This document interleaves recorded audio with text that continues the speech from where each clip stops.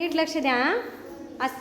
असा कोण आहे ज्याला पंख नसून सुद्धा नेहमी हवेत उडत असतो?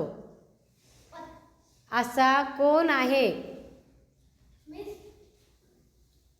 ज्याला पंख नसून सुद्धा तो हवेत उडत असतो?